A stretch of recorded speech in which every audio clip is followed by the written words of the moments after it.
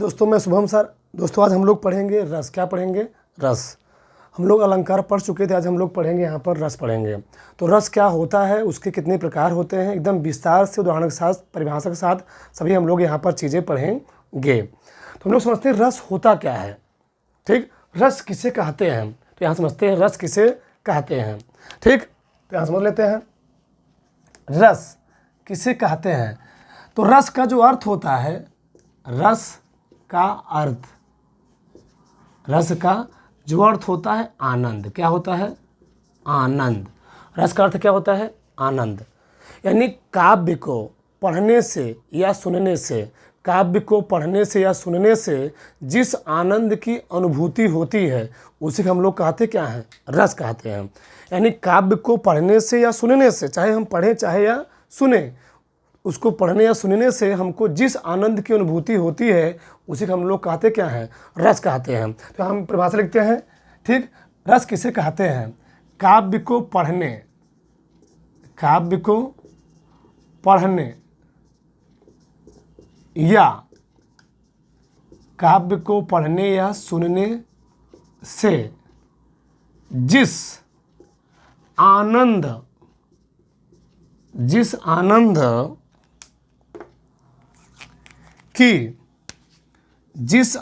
की अनुभूति होती है उसी आनंद को रस कहते हैं। क्या कहते हैं? उसी आनंद को रस कहते हैं। ठीक, तो काव्य को पढ़ने या सुनने से जिस आनंद की अनुभूति होती है उसी आनंद को हम लोग क्या कहते हैं? रस कहते हैं। ठीक, रस का जो शाब्दिक अर्थ होता है वह काव्य से मिलने वाली आनंदाभूति होती है। पूछा गया प्रश्न शास्त्र पेपर में कि रस का अर्थ क्या होता है। रस का शाब्दिक अर्थ, रस का शाब्दिक अर्थ, रस का शाब्दिक अर्थ क्या होता है? तो काव्य से मिलने वाली आनंदभूति, काव्य से मिलने वाली आनंदभूति, काव्य से मिलने वाली आनंदभूति। ये पेपर में पूछा गया, एसएससी के एग्जाम पूछा गया है कि रस का शाब्दिक अर्थ क्या होता है। तो रस का शाब्दिक अर्थ होता है काव्य से मिलने वाली आनंदभूति। ठीक, तो रस समझ में आ गया होगा। रस क्या होता है? काव्य को पढ़ने या सुनने से जिस आनंद की अनुभूति होती है उसी आनंद को हम लोग क्या कहते हैं? उसी आनंद को हम लोग कहते हैं रस। ठीक, तो अनेक हिंदी व्याकरणाचार्यों ने रसों की संख्या अलग अलग मानी है। जैसे भरत मुनि के अनुसार रसों की संख्या 8 मानी गई है। कितनी मानी गई है? 8 मानी गई है। वहीं आचार्य अभिनवगुप्त ने ठीक रसों की संख्या 9 स्वीकार की। कितना स्वीकार किया है? आचार्य अभिनवगुप्त ने रसों की संख्या को 9 स्वीकार किया है। तो हम लोग यहाँ देखते हैं कौन कौन से रस होते हैं। ठीक, तो इसको मिटाया जाए, आप लोग इसको देख लीजिए। ठीक, आगे हम लोग देखते हैं रस के प्रकार। क्या? रस के प्रकार देखते हैं। ठीक, तो यहाँ विस्तार से हम लोग समझते हैं रस कितने प्रकार के होते हैं। तो अगला हम लोग पढ़ेंगे रस के प्रकार। रस के प्रकार। ठीक, तो हम पूरा हाल ही देते हैं। तो पहला होता है रस। ठीक, इसका स्थायी भाव। क्या? स्थायी भाव। स्थायी भाव क्या होता है? स्थायी भाव। तो पहला क्या है? पहला है श्रृंगार रस। क्या है? श्रृंगार, करुण, शांत, रौद्र, वीर, हास्य, भयानक, बीभत्स,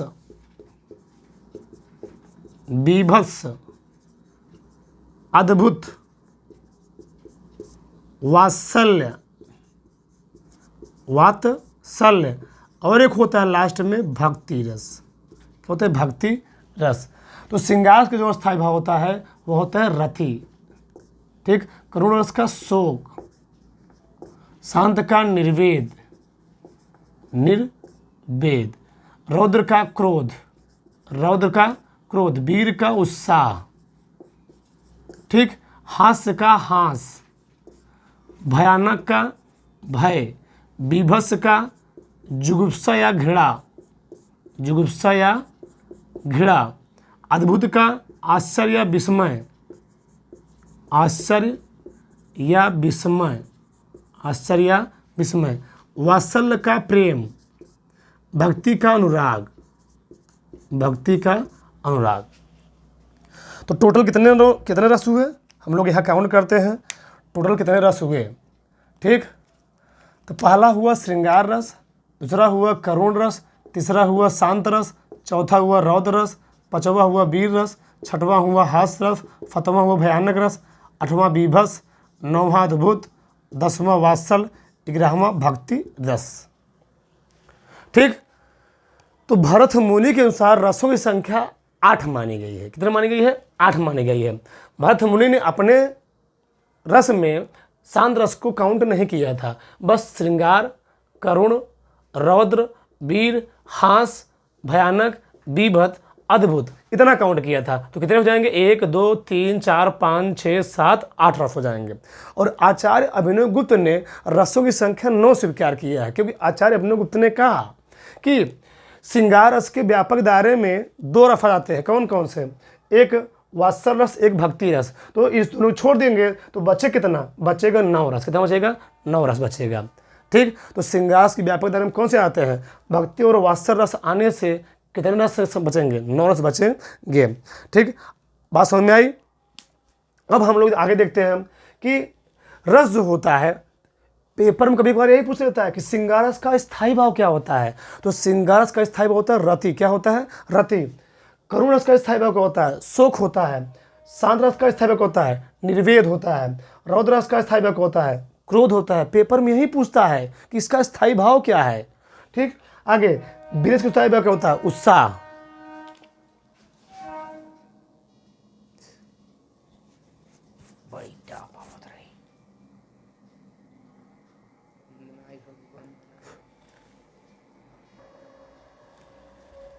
ठीक, तो आगे क्या? हास्य रस। तो हास्य रस का स्थायी भाव क्या है? हास। यही पूछे था स्थायी भाव क्या है इसका है। आगे भयानक रस क्या है? भयानक रस का स्थायी भाव क्या होता है? भय। क्या होता है? भय। बीभत्स क्या होता है? जुगुप्सा या घृणा। बहुत बार पूछा गया है कि बीभत्स रस का स्थायी भाव क्या होता है? जुगुप्सा या घृणा होता है। आगे क्या है? अद्भुत रस। क्या है? अद्भुत रस। तो अद्भुत रस का स्थायी भाव क्या होता है? आश्चर्य या विस्मय। आश्चर्य या विस्मय। वात्सल रस क्या स्थायी भाव होता है? प्रेम होता है। भक्ति रस का स्थायी भाव क्या होता है? स्थायी भाव यानी रस का आधार, पैर। भक्ति मतलब अनुराग। ठीक, आगे हम लोग समझते हैं कि रस के 4 अंग होते हैं। कितने होते हैं? रस के 4 अंग होते हैं। तो पहला अंग है स्थायी भाव, दूसरा है विभाव, तीसरा क्या है? अनुभाव, चौथा क्या है? संचारी या व्यभिचारी भाव। ये रस के अंग होते हैं। रस के 4 अंग होते हैं। पूछा कभी कभार पूछ लेता है कि रस के कितने अंग होते हैं? तो रस के टोटल 4 अंग होते हैं। स्थायी भाव क्या होता है? स्थायी मतलब रस उसी पर टिका होता है, रस का आधार होता है, रस का फाउंडेशन होता है, रस का नींव होता है। कौन? स्थायी भाव। यानी होता है प्रधान भाव, रस का आधार होता है वो। कौन? स्थायी भाव। आगे विभाव। विभाव मतलब रस भावोद्रेक, यानी रस की उत्पत्ति क्यों हुई, उसका रीजन, कारण। रस की उत्पत्ति क्यों हुई? मतलब कोई व्यक्ति कहीं पर डेथ कर गया तो वहाँ पर रस क्यों हुआ? रस क्यों? शोक रस क्यों आया? तो शोक रस क्यों आया होगा? क्योंकि व्यक्ति डेथ किया है। रस की उत्पत्ति रीजन क्या है? कोई हंस रहा है, कोई खुश है, तो रस की उत्पत्ति क्यों हुई? हंसी क्यों है? उसको कुछ मिल गया, नौकरी मिल गई, कुछ मिल गया, तो इसलिए प्रसन्न है। तो रस की उत्पत्ति जो कारण होता है वो होता है विभाव। क्या होता है? विभाव।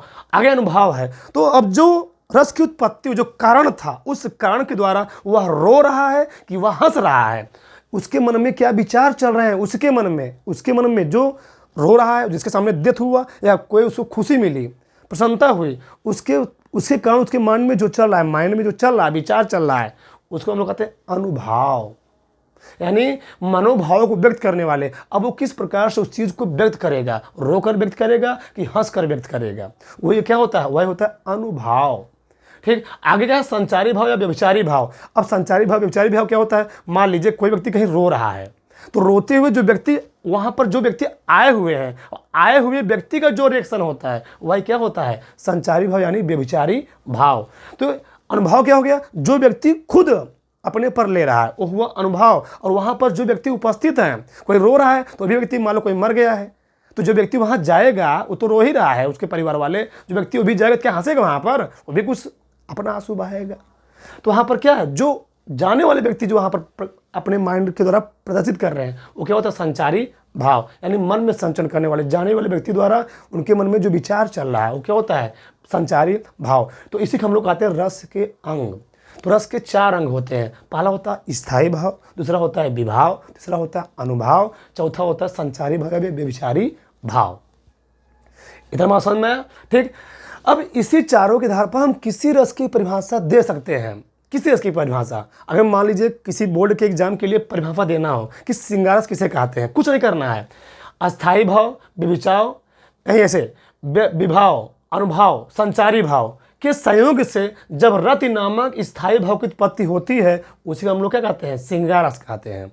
मान लीजिए आपको बोलना हो करुण रस किसे कहते हैं, तो विभाव, अनुभाव, संचारी भाव के संयोग से जब शोक नामक स्थायी भाव की उत्पत्ति होती है तो उसको हम लोग कहते हैं क्या है, करुण रस कहते हैं।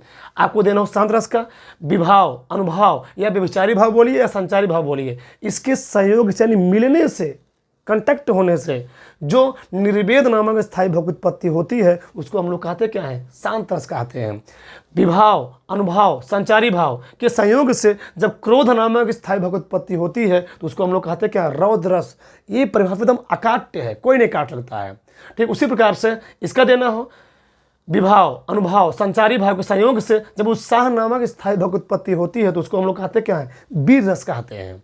तो इसके आधार पर आप सभी रसों की परिभाषा आराम से एकदम दे सकते हैं, आपको रटने की जरूरत नहीं है किसी रस परिभाषा। ठीक, तो ये हुए रस के प्रकार, रस की परिभाषाएं हुई। आगे हम लोग विस्तार एक एक रस के बारे में विस्तार से पढ़ने वाले हैं। ठीक, तो पहला जो रस होता है, पहला होता है श्रृंगार रस। क्या होता है, श्रृंगार रस। तो हम लोग समझते हैं यहाँ पर श्रृंगार रस होता क्या है। ठीक, तो पहला क्या है, श्रृंगार रस। क्या होता है, श्रृंगार रस। तो समझते हैं श्रृंगार रस होता क्या है।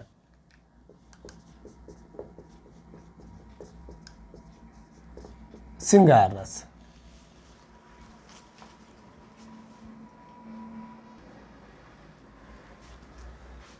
ठीक, तो आगे हम लोग पढ़ते हैं श्रृंगार रस। श्रृंगार रस होता क्या है, जहां नायक और नायिका के प्रेम संबंधी ये उनके विरह का वर्णन किया जाता है। जहाँ नायक और नायिका के रूप सौंदर्य यानी उनके विरह का वर्णन किया जाए तो वहाँ हम लोग क्या कहते हैं, वहाँ पर होता है श्रृंगार रस। श्रृंगार रस का स्थायी भाव क्या होता है, रति। ठीक, तो श्रृंगार रस के 2 प्रकार होते हैं, एक होता है संयोग श्रृंगार, एक होता है वियोग श्रृंगार। तो संयोग श्रृंगार क्या होता है, जहाँ नायक और नायिका एक दूसरे से मिलने के लिए लालायिक होते हैं, आतुर होते हैं, तो वहाँ पर होता क्या है, संयोग श्रृंगार। जहाँ नायक और नायिका यानी नायक और नायिका एक दूसरे से मिलने के लिए क्या होते हैं, बहुत ही आतुर होते हैं, व्याकुल होते हैं, तो वहाँ पर क्या होता है, संयोग श्रृंगार। ठीक, तो हम लोग देखते हैं, बतरस लालच लाल की मुरली धरी लुकाए, सौं करे भवन हसे दैन कह न जाए। तो पहला उदाहरण क्या है, बतरफ लालच लाल की, भगवान श्री कृष्ण से बातें करने के लिए गोपियाँ, गोपियाँ क्या हो गए, नायिका, भगवान श्री कृष्ण क्या हो गए, नायक। तो भगवान श्री कृष्ण से बातें करने के लिए गोपियाँ क्या करती हैं, उनकी मुरली को चुरा लेती हैं। और जब भगवान श्री कृष्ण उनसे पूछते हैं क्या आप लोगों ने मेरी मुरली चुराई है, तो गोपियाँ हंस करके कहती हैं कि मैंने आपकी मुरली नहीं चुराई है। लेकिन भगवान श्री कृष्ण को मालूम चला, उनकी भवें क्या बताने, उनकी भवें बताने लगती हैं कि इन्हीं लोगों ने क्या मुरली उनकी चुराई है। तो गोपियाँ उनकी मुरली क्यों चुराई, उनसे बातें करने के लिए, यानी नायक से बातें करने के लिए। तो यहाँ पर संयोग यानी मिलन का वर्णन है। इसमें कौन सा अलंकार है, इसमें कौन सा रस है, ये संयोग रस है। मेरो तो गिरधर गोपाल दूसरों न खोए, जाके सिर मोर मुकुट मेरो पति सोए। यहाँ पर मीराबाई जी कह रही हैं, मेरा गिरधर गोपाल के अलावा यानी भगवान श्री कृष्ण के अलावा और धरती पर कोई नहीं है, दूसरों न कोई और कोई नहीं है, जिसके सिर पर मोर मुकुट है वही क्या है, मेरा पति है।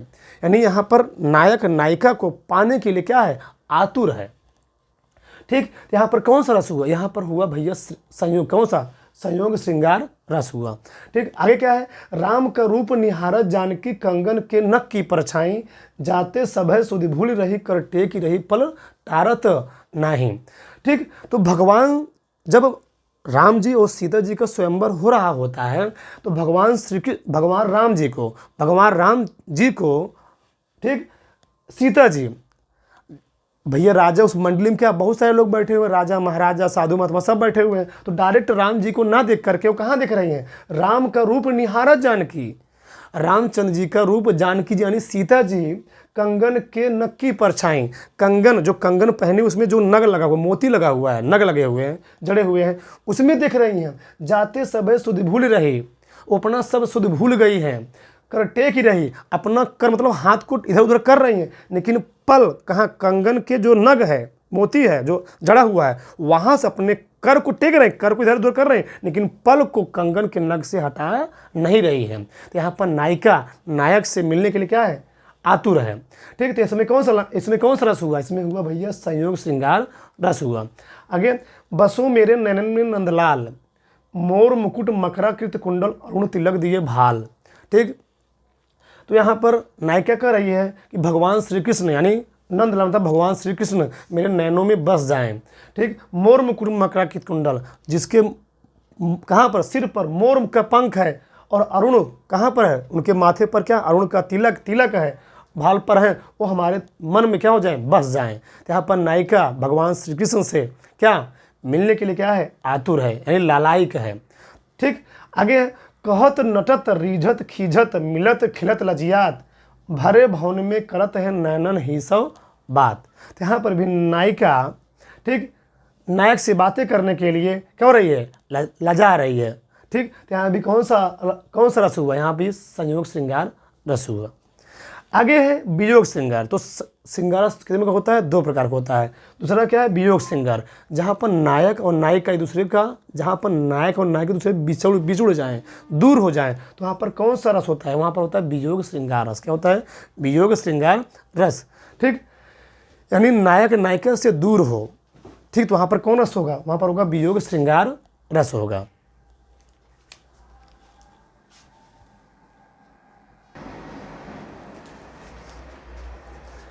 आगे हम लोग देखेंगे वियोग श्रृंगार। ठीक, तो पहला उदाहरण क्या है, हे खग मृग हे मधुकर श्रेणी तुम देखी सीता मृग नैनी। ठीक, जब सीता जी लंका चली गई थी, ठीक, तो वही का प्रसंग है। यहाँ पर भगवान राम उनको जंगलों में ढूंढते हुए परेशान थे, तो वहीं की बात कहा गया, हे खग, भगवान रामचंद्र जी जंगलों में पक्षियों से, पशुओं से, खग मतलब कभी पक्षियों को संकेत कर रहा है, मृग मतलब पशुओं को संकेत कर रहा है। तो भगवान रामचंद्र जी जंगल में जो पक्षियां हैं, मृग हैं, यानी हिरन है, सभी से पूछ रहे हैं, क्या तुम सभी ने मेरी सीता को, मृग के समान नैनों वाली सीता को देखा है। तो यहाँ पर एक नायक नायिका से मिलने के लिए क्या है, आतुर है। यहाँ पर वियोग श्रृंगार है, यानी वो रो रहे हैं, परेशान हैं, बिलख रहे हैं। तो यहाँ पर जहाँ पर बिछुड़ने का वर्णन होता है, वहाँ पर क्या होता है, वहाँ पर वियोग श्रृंगार। सीता जी लंका में है, रामचंद्र जी इधर हैं। ठीक, तो यहाँ पर दोनों दूर दूर हैं। चलिए यहाँ पर कौन सा रस है, यहाँ पर वियोग श्रृंगार रस है। आगे, हेरी मैं तो प्रेम दीवाड़ी, हेरी मैं तो प्रेम दीवाड़ी, मेरो दर्द न जाने कोई, सूली ऊपर सेज हमारी सोवण किद विधि होए। हेरी मैं तो प्रेम दीवाड़ी, मेरो दर्द न जाने कोई, सूली ऊपर सेज हमारी सोवण किस विधि होए। तो यहाँ पर मीराबाई जी कह रही हैं कि मैं तो भगवान श्री कृष्ण की प्रेम दीवाड़ी हूँ, मेरा दर्द कोई जानता नहीं, मुझे कितना कष्ट है मुझे कोई जानता नहीं है। सूली ऊपर, हम जहाँ पर सोते हैं वो हमको सूली के समान, कांटे के समान लगता है। सोवण किस विधि होए, हम उस पर कैसे सोएं। ठीक, तो यहाँ पर क्या है, नायिका भगवान के लिए क्या है, बहुत कष्ट झेल रही है, यानी उसको परेशानी है। ठीक, आगे, निस दिन बर्फत नयन हमारे सदा रहत पावस ऋतु हम पे जबते श्याम सिधारे। तो उद्धव जी गोपियों को समझाने के लिए चाहते हैं कि आप काहे उनके लिए परेशान हैं, आप सभी काहे उनके लिए परेशान हैं। तो वहाँ पर गोपियाँ उल्टा ही उद्धव जी समझाने लगती हैं कि जब से भगवान श्री कृष्ण यहाँ से गए हुए हैं, ठीक, तो निस दिन बर्फत नयन हमारे आँखों में क्या हो चुका है, हमारे आँखें भर गई हैं। ठीक, हमारे आँखें क्या हो गई, निस दिन बर्फत नयन हमारे आँखों से आंसुओं का धार बह रहा है।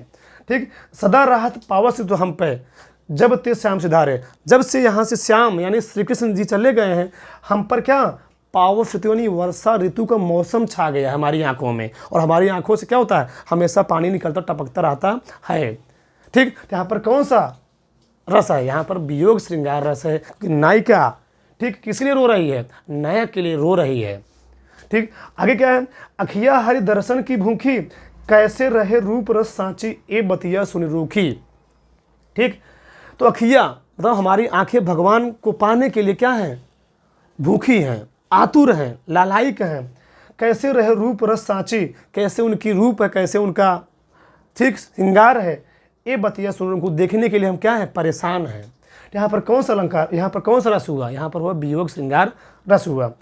ऊधो मन भय 10-20 एक हुतो सो गयो श्याम संग को अवराध ईस। यहाँ पर भी कौन, उद्धव जी को गोपियाँ समझा रही हैं कि हमारे 10-20 मन नहीं है, जो आपके लिए भी हो उधर भी हमारा मन लग जाए। आपके भी, आप जो हमको ज्ञान दे रहे हैं हमारे इधर मन लगे और उन पर भगवान श्री कृष्ण में मन लगे, तो हमारे पास 10-20-50 मन नहीं है। तो यहाँ पर मतलब भगवान श्री कृष्ण से लिए क्या हो रहा है, यहाँ पर आतुर है गोपियाँ उनसे मिलने के लिए। इसलिए यहाँ पर कौन सा रस हुआ, यहाँ पर हुआ वियोग श्रृंगार रस।